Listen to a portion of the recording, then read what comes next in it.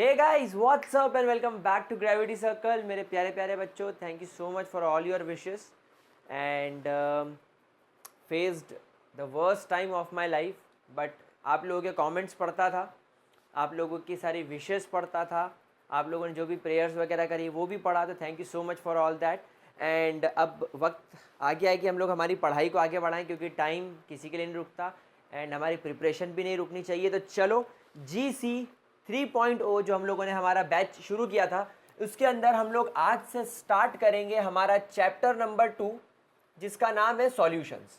तो मेरे प्यारे बच्चों, हेडिंग डाल लो, पेन पेपर नहीं बल्कि प्रॉपर जो रजिस्टर आप लोग बना रहे हो, आपके जो प्रॉपर बेहतरीन नोट्स बना रहे हो, नोट्स आपको साथ साथ बनाते चलना है, क्योंकि आपके नोट्स ही आप लोगों के लिए सब कुछ होने वाले हैं। तो चैप्टर नंबर 2 क्लास 12th का सॉल्यूशन हम लोग स्टार्ट कर रहे हैं। नाउ सर, सॉल्यूशन चैप्टर में पढ़ाओगे क्या? अगर मैं आपसे ये बोलूं कि मैं आपको सॉल्यूशन चैप्टर में ये पढ़ाऊंगा कि कोल्ड ड्रिंक की बॉटल कैसे पैक होती है, मज़ा आएगा। अगर मैं आपसे बोलूं कि जो ज़िंदगी ना मिलेगी दोबारा मूवी अगर आपने देखी हो, तो उसमें जब वो डीप सी डाइविंग करने आते हैं तो पीछे एक ऑक्सीजन का सिलेंडर बांधते हैं और उनके मुंह में वो एक पाइप लगा हुआ होता है जिससे वो सांस लेते हैं। डीप सी डाइवर्स के बारे में बताऊं कि यार वो ऑक्सीजन सिलेंडर जो होता है या वो जो पीछे जो उनके सिलेंडर लगा हुआ होता है वो कैसे बनता है। अगर मैं आपको ये सिखाऊं कि एक कुल्फ़ी वाला जो ठेले पर कुल्फ़ी बेचता है, उसके ठेले पर एक गोल मटका होता है, उस मटके के अंदर कुल्फ़ी होती है। तो आपने सोचा होगा कि यार कुल्फ़ी वाला इतनी भरी गर्मी में 40-45 डिग्री सेल्सियस टेम्परेचर पे उसका जो कुल्फ़ी का डब्बा है वो मेल्ट भी नहीं होता, वो बिल्कुल स्ट्रॉन्ग और एकदम बिल्कुल कड़क फ्रीज रहता है। ऐसा कैसे? तो क्या वो बर्फ़ के अंदर इतनी ताकत है कि कुल्फ़ी को जमा के रखे? तो कैसे कुल्फ़ी वाला कुल्फ़ी बेचता होगा? अगर मैं आपको बोलूँ कि एक सुनसान सड़क पर, एक जंगल के रास्ते पर एक कार जाती है और अचानक से कार ख़राब हो जाती है और कार में से ड्राइवर निकलता है, बोनट खोलता है, पॉं, एक ट्रक उसके पास से आता है, एकदम गाड़ी में से धुआं निकलता है, बोलता है गाड़ी गर्म हो गई है, पास ही में नदी बह रही है, मुझे उसमें से पानी लाके गाड़ी में पानी डालना पड़ेगा। तो गाड़ी में जो पानी डाला जाता है जिससे गाड़ी ठंडी हो जाती है, तो वो कैसे होती है, वगैरह वगैरह। मतलब इस चैप्टर को आप ऐसा मत लेना कि ये कोई थ्योरेटिकल चैप्टर है या केमिस्ट्री का चैप्टर है या फिजिकल केमिस्ट्री का चैप्टर है।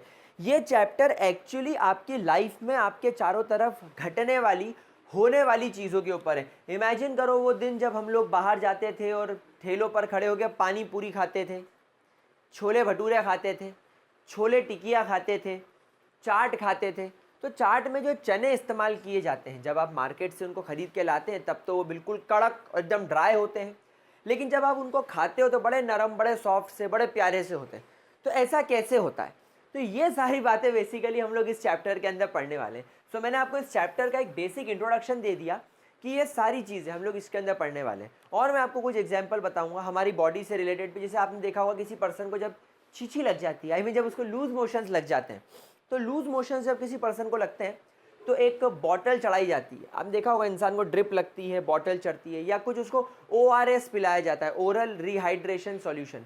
तो वो ORS कैसे बनता है, वगैरह वगैरह, ढेर सारी बातें तो इस चैप्टर के अंदर करेंगे। तो चलो पेन पेपर उठा लो, सॉल्यूशंस नाम के चैप्टर की हम लोग बात करते हैं। एक छोटा सा अपडेट, वैसे तो ये अपडेट आप लोगों के लिए नहीं है। अगर आप किसी 8th 9th और 10th के बच्चे को जानते हो जो अपना अर्ली फाउंडेशन बनाना चाहता है, जो आप लोगों ने शायद मिस कर दिया होगा, 8th 9th और 10th का बच्चा जो अपना अर्ली फाउंडेशन बनाना चाहता है JEE नीट जैसी एग्जाम्स के लिए, NTSC ओलंपियाड्स के लिए, तो उसके लिए गाइस एक इंपॉर्टेंट इन्फॉर्मेशन है कि मैंने अनअकैडमी पर एक कैटेगरी पर ज्वाइन किया है और वो कैटेगरी सिर्फ 8th 9th और 10th के बच्चों के लिए है, अर्ली फाउंडेशंस के लिए। उसकी कंप्लीट इन्फॉर्मेशन मैंने नीचे डिस्क्रिप्शन बॉक्स में दे रखी है। उन डिज़ायरेबल बच्चों के साथ, उन नीडी बच्चों के साथ जिनको उस चीज़ की नीड है, ज़रूर शेयर कीजिएगा। तो मेरे प्यारे बच्चों, सबसे पहले अपन डिफाइन करते हैं कि सॉल्यूशन होता क्या है। What is a solution? The solution is a homogeneous mixture. देखो, सबसे पहले एक इंपॉर्टेंट बात याद रखना, that solution is a homogeneous mixture. It is a homogeneous mixture of 2 और मोर कंपोनेंट, ऑफ 2 और मोर कंपोनेंट। यानी कि सॉल्यूशन बेसिकली एक मिक्सचर है। सॉल्यूशन बेसिकली क्या है मेरे प्यारे गुलजारी लालो, मेरे बकुड़ो, मेरे प्यारे प्यारे लाडलो?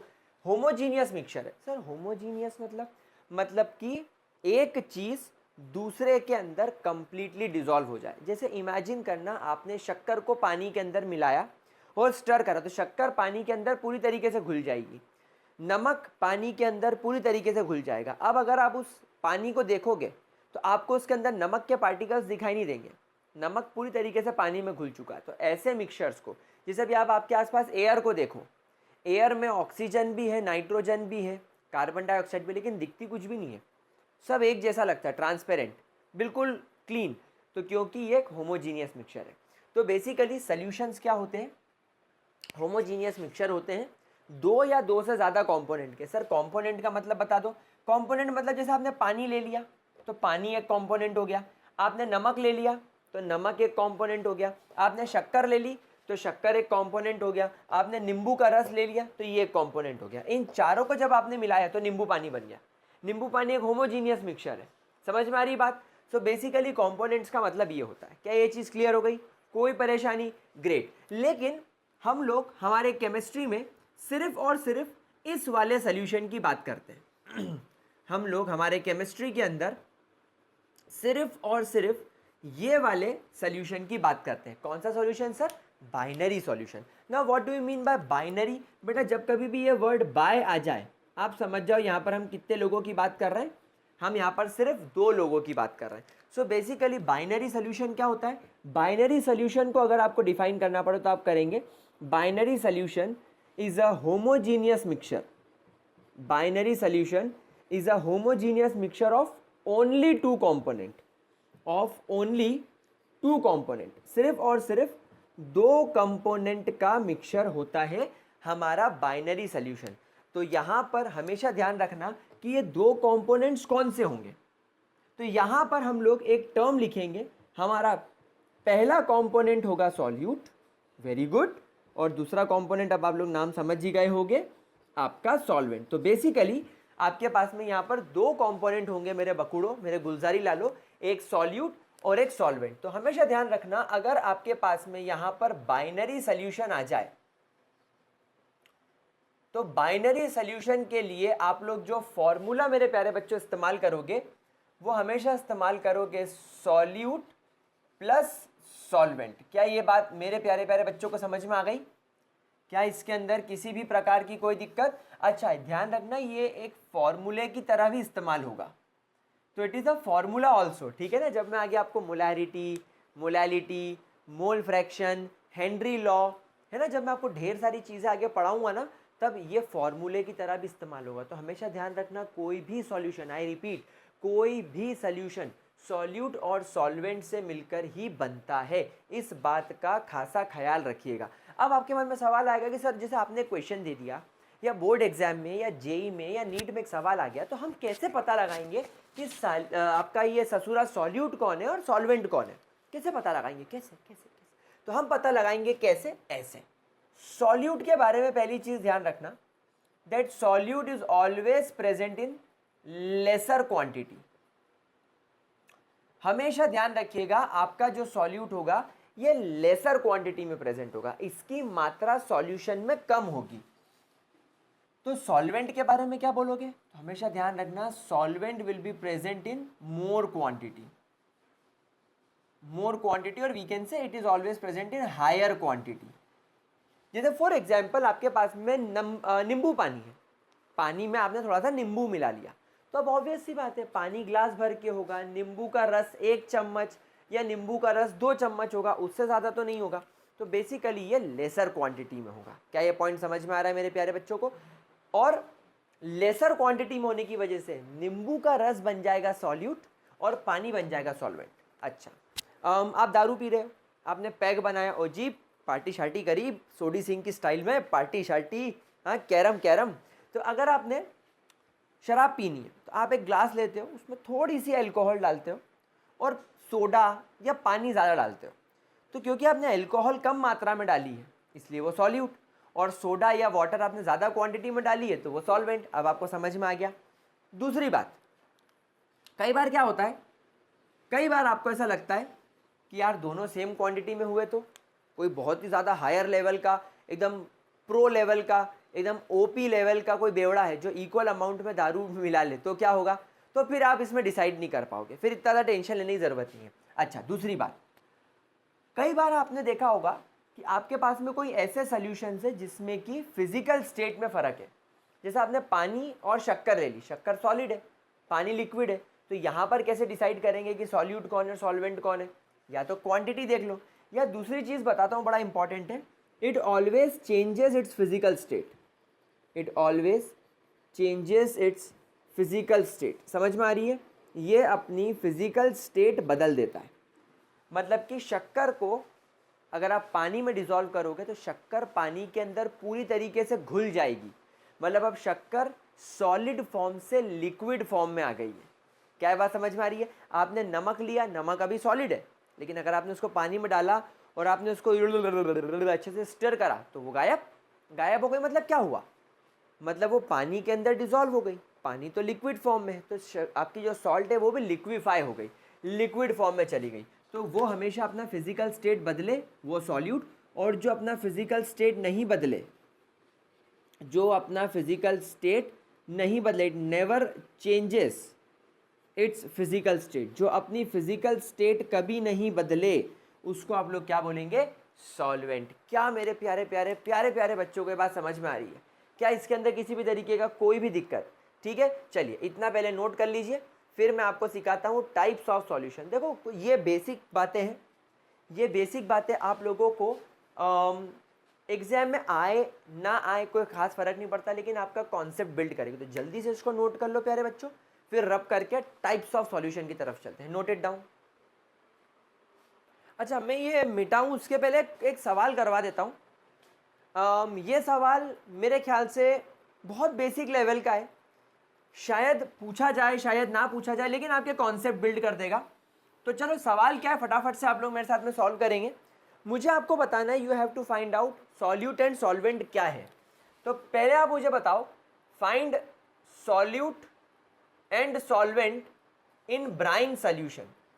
ये एक क्वेश्चन है आपके पास में कि अगर आपके पास में ब्राइन सॉल्यूशन है तो ब्राइन सॉल्यूशन में सॉल्यूट कौन होगा एंड सॉल्वेंट कौन होगा। अब आप बोलोगे सर ये क्या वर्ड आ गया ब्राइन, ससुरा, ये कोई आईपीएल का खिलाड़ी है क्या? हम तो पहली बार सुन रहे हैं। तो मेरे प्यारे गुलजारी लालो, ब्राइन सॉल्यूशन का मतलब होता है नमक का पानी। वो जी नमक शमक का पानी, मतलब सॉल्ट इन वाटर। अब आप मुझे खुद बताओ, सॉल्ट अपनी फिजिकल स्टेट बदल देता है, वाटर अपनी फिजिकल स्टेट कभी नहीं बदलता। मतलब नमक को पानी में डिसॉल्व किया तो नमक लिक्विड हो जाएगा, लेकिन पानी पानी ही रहेगा। तो ये बन गया तुम्हारा सॉल्वेंट और ये बन गया तुम्हारा सॉल्यूट। क्या ये बात समझ में आ गई? हाँ सर ठीक है, कोई बड़ी बात नहीं है, ऐसे सवाल मत कराओ। चलो ठीक है, थोड़ा हायर लेवल पे चलते हैं। अगर आपके पास में एक्वस कॉपर सल्फेट का सॉल्यूशन है, if you have aqueous copper sulphate solution, तो इसमें सॉल्यूट कौन होगा और सॉल्वेंट कौन होगा? जब कभी भी हमेशा एक बात ध्यान रखना, ये वर्ड एक्वस आपके सामने आता है, aqueous always stands for water. Aqueous मतलब पानी, और एक्वस सॉल्यूशन है किसका? कॉपर सल्फेट का। मतलब आपने वाटर प्लस कॉपर सल्फेट मिलाया है, कॉपर सल्फेट सॉल्ट है, सॉल्ट होने की वजह से ये हमेशा सॉलिड फॉर्म में रहेगा। तो वही ऊपर वाला केस हो गया। तो ये हो जाएगा आपका सॉल्यूट और ये हो जाएगा आपका सॉल्वेंट। सर ये भी ठीक है, आता है, 10th की बात बता रहे हो। तो आओ चलो मुझे इसका बताओ, blue vitriol. Blue vitriol, वैसे खैर अभी अभी आप लोग आए हो तो इतना हैवी सवाल नहीं दूंगा बेटे, मौज नहीं कराऊंगा तुम्हारी। ब्लू वाइट रॉल मतलब आप मान के चलो इसको ऐसा लिखेंगे, CuSO4.5H2O। ये एक प्रकार का सॉलिड सॉल्ट है। तो क्या ये सॉल्यूशन की कैटेगरी में आएगा? पहले तो ये बताओ, आएगा। क्यों आएगा? क्योंकि ये होमोजीनियस मिक्सचर है, दो कंपोनेंट का, एक कंपोनेंट पानी है, एक कंपोनेंट सॉल्ट है। लेकिन यहाँ पर फंडा क्या है? यहाँ पर ये एक्वस सॉल्यूशन नहीं है, यहाँ पर ये सॉल्ट है। ब्लू वाइट रॉल एक प्रकार की सॉल्ट है, और सॉल्ट तो हमेशा सॉलिड फॉर्म में होती है। तो यहाँ पर मुझे एक बात बताओ भाई, वाटर तो लिक्विड फॉर्म में होता है, और कॉपर सल्फेट क्योंकि ये सॉल्ट है ये सॉलिड फॉर्म में होता है। लेकिन यहाँ पर ये दोनों मिल गए इन दोनों के मिलने से जो ब्लू वाइट्रॉल बना, ये कौन से फॉर्म में बना? ये सॉलिड फॉर्म में बना। मतलब यहाँ पर अपना फिजिकल स्टेट किसने बदला? वाटर ने बदला। वाटर जो कि हमेशा एक्वस फॉर्म में, लिक्विड फॉर्म में होता है, यहाँ पर वाटर अपने सॉलिड फॉर्म में चला गया। तो जिसने अपना फिजिकल स्टेट बदला वो सॉल्यूट कहलाएगा। तो यहाँ पर आपका वाटर बन जाएगा सॉल्यूट और कॉपर सल्फेट बन जाएगा सॉल्वेंट।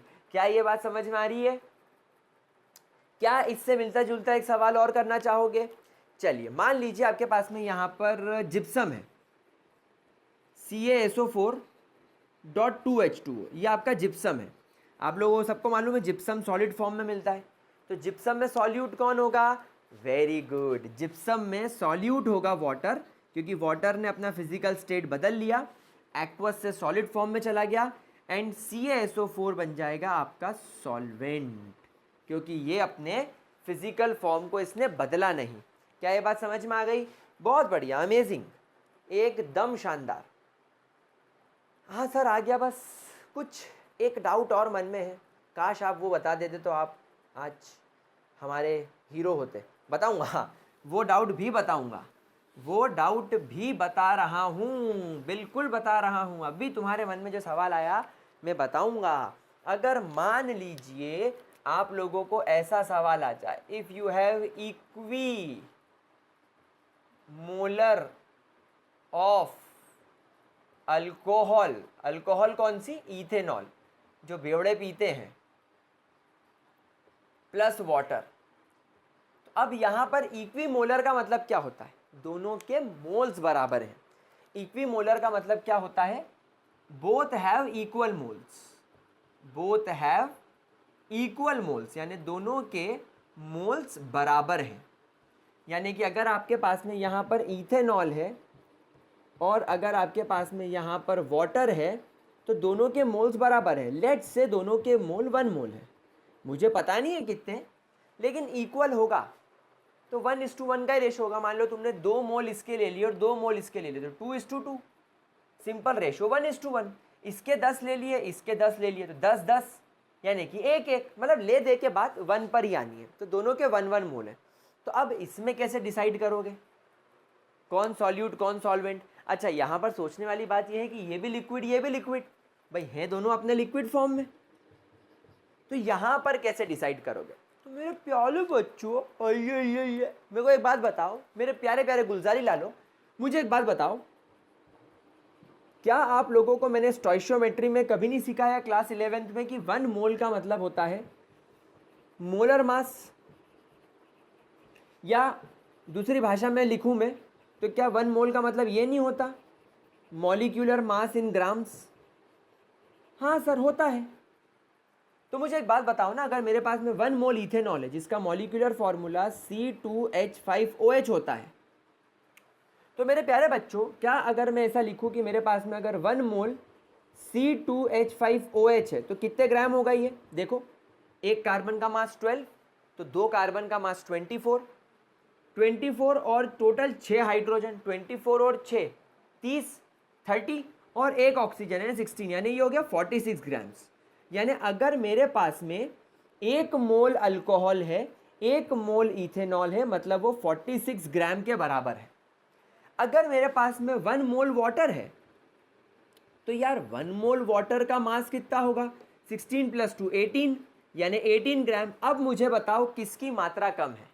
अब मुझे बताओ कौन लेसर क्वांटिटी में है और कौन मोर क्वांटिटी में है? आप बोलोगे सर वाटर 18 ग्राम है, 1 मोल है मतलब 18 ग्राम है, और अल्कोहल 1 मोल है लेकिन 46 ग्राम है। तो क्वांटिटी किसकी कम हुई मेरा बच्चा बकुड़ा, मेरा प्यारा लाडला?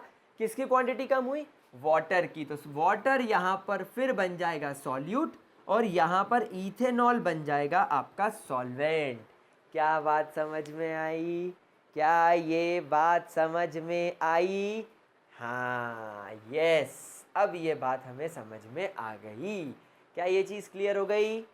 कोई परेशानी, किसी भी प्रकार का कोई टेंशन? पक्का? चलो, तो अब मेरे ख्याल से कोई सवाल आपके मन में नहीं आएगा, आपको कोई प्रॉब्लम परेशान नहीं करेगी। और दूसरी बात, अगर क्वांटिटी लिखी है, अगर आपको ग्राम्स में वैल्यू दे दी तो कोई घबराने वाली बात है ही नहीं। ठीक है, कोई दिक्कत? क्या हम आगे बढ़ सकते हैं? चलो ग्रेट। तो यहाँ पर आप लोगों को मैंने कुछ बेसिक बातें क्लियर कर दी जिस पर आपको कभी विचार करना पड़े। आई मीन कभी आप लोगों को कोई बहुत ही ज़्यादा ट्रिकी क्वेश्चन आ जाए जिसमें आपको ये डिसाइड नहीं हो पा रहा है कि यार सॉल्यूट कौन है और सॉल्वेंट कौन है, तो आप इन टेक्निक का इस्तेमाल करके पता लगा सकते हो। बिलीव मी, इसके अलावा आपसे कोई सवाल नहीं पूछेगा। चलो तो आगे बढ़ते हैं और हेडिंग डालते हैं टाइप्स ऑफ सॉल्यूशन। आगे बढ़ के हेडिंग डालते हैं टाइप्स ऑफ सॉल्यूशन। सॉल्यूशन के हमारे पास में कितने टाइप्स होते हैं? So let's say how many types of solution are there. तो एक एक करके हम लोग यहाँ पर पढ़ना स्टार्ट करते हैं।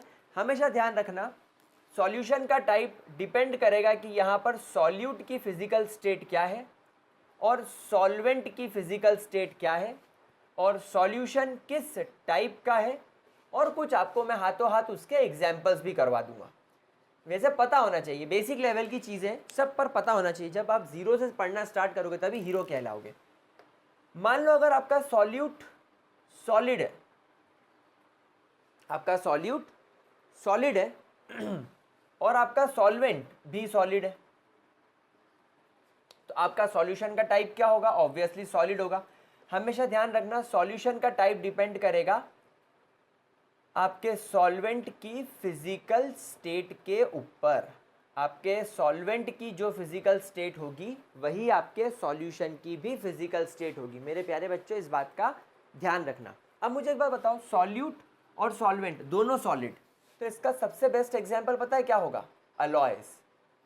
जैसे कि आपने आयरन को मैग्नीशियम में मिला दिया, दोनों सॉलिड है।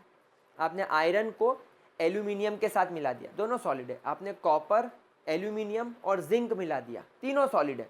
तो अलॉय, बेसिकली अलॉय का मतलब क्या होता है? It is nothing but the mixture of metals, mixture of metals. ठीक है, चलो आगे बढ़ते हैं। Liquid in solid. अब यहां पर बड़ी अजीब सी बात हो गई कि आपका जो लिक्विड है उसको आपने सॉलिड के अंदर डिसॉल्व कर रखा है।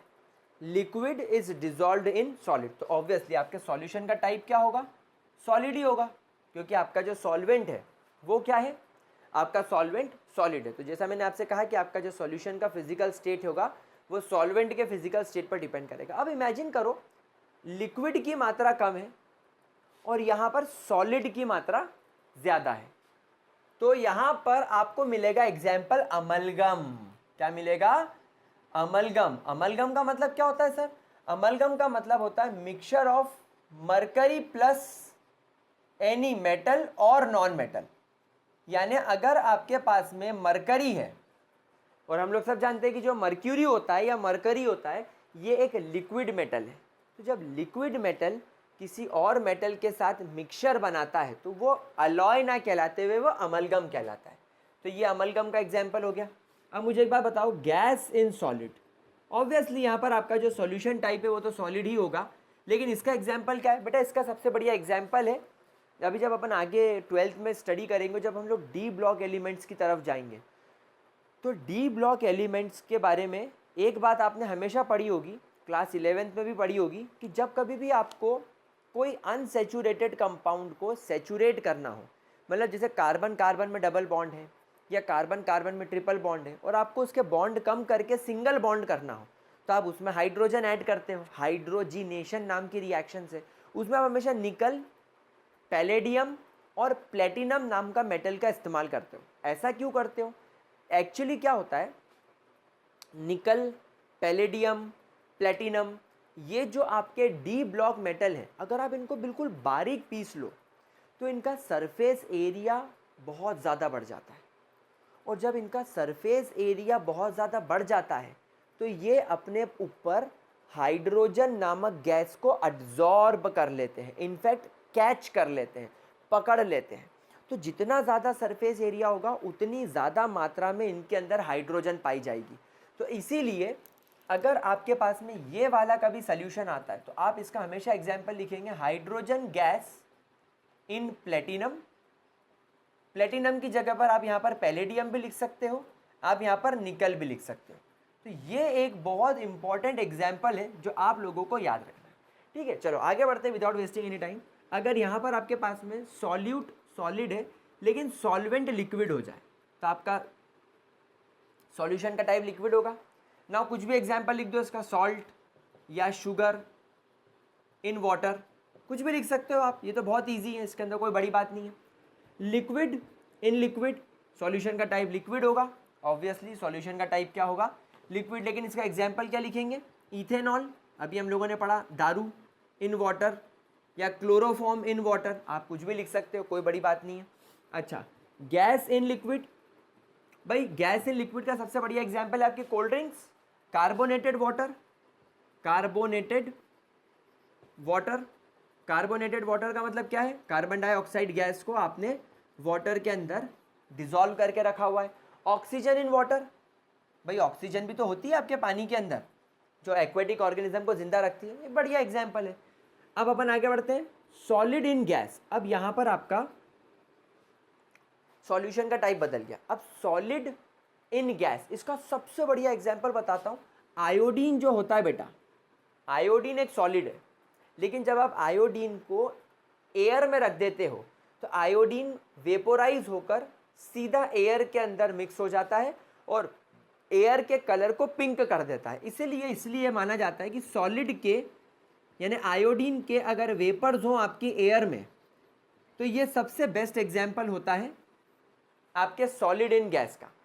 हाँ, कुछ बच्चों के मन में सवाल आएगा कि सर आयोडीन जब वेपोराइज हो जाएगा तो वो तो गैस बन गया, लेकिन ऐसा नहीं, कुछ ट्रेसेस अमाउंट में आपको सॉलिड आयोडीन भी मिलता है ना, तो कोई घबराने वाली बात नहीं, ये सबसे बढ़िया एग्जाम्पल है।